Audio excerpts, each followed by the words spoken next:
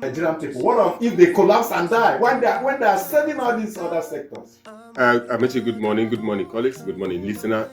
Bayo Bodrin said something I underlined that let's not forget that Nigeria, under President Bola Tinubu, has become a full-fledged capitalist economy. I said it here weeks ago that the president is an accountant, he's a businessman, and every policy he's trying to look at profit and loss. Every policy he gets towards how much can come out. You remember when Festus Keyamo also talked about increasing the toll fee at the gate? You remember where several policies get towards amassing money. Let's focus on the telecom industry sector. Remember when the telecommunications industry was unbundled, and Nigeria had the percentage, and the business people had percentage, and Nigeria also threw in a company, MTEL, to run pari passu with MTN, Econet then, and before Glo came in. And people have asked questions. What happens to the Nigerian company MTEL?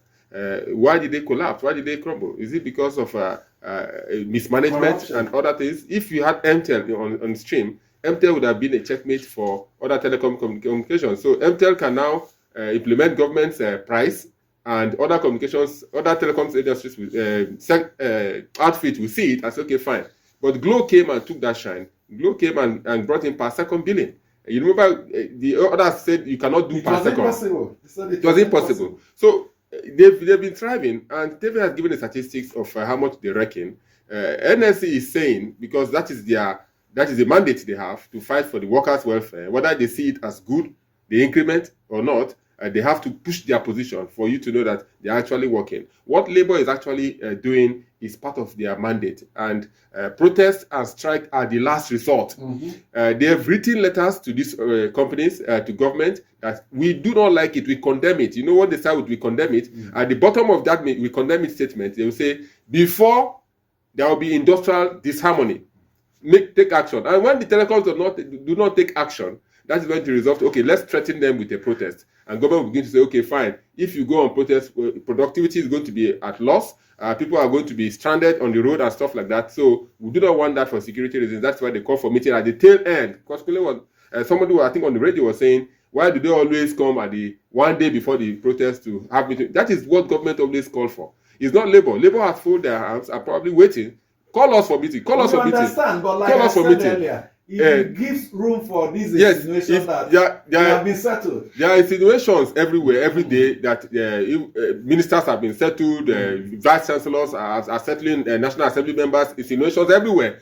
But we need to know the myth of it. What really do they want? Do they not want probably the worker that is already managing the 70,000 naira to get more burden? They gave me statistics at the other time that it will cost a worker 15% of his 70,000 naira to for phone calls and SMS and what have you. So if that you remember when the minimum wage came and they gave us 615,000 naira as living wage, and living wage did not come through, and we now have a minimum wage. Government pushed an argument that Nigeria had not adopted the living wage convention by ILO. Don't you think Labour should engage the Nigerian citizens the most? They are engaging government. The engagement as a way of sensitizing people.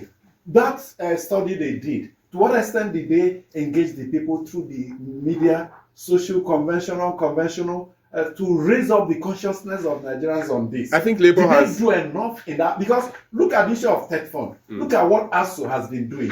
ASO has systematically and strategically been engaging citizens, telling their different zones, addressing the media, reaching out on the dangers of passage of the tax reform bills and how it will erode the issue of TED Fund. I don't think there's any danger in the TED Fund matter. No, that's not TED. Yes, they can agitate. Adopt that public sensitization and engagement strategy. Probably they've been doing it. Maybe we have not been hearing it. Because so for me to report it, which means I've heard it and I've read it, I've seen the research they did. Okay. So the research here is that if the research here they've done also in this telecom, they say you are increasing the cost from 12 naira to 18 naira. That is 6 naira increase. Okay. You are increasing SMS from 4 to 6 naira, and you're increasing data gigabyte from 300 to 450, 400 or thereabout. They say if a worker has to be paying this every month, they are losing about 20% of their salary. So government move backward and just do a 5% increase, which will amount to 404 naira 20 kobo if you do 5% increase on that. Aburu is a young activist. Tebe was an activist in school.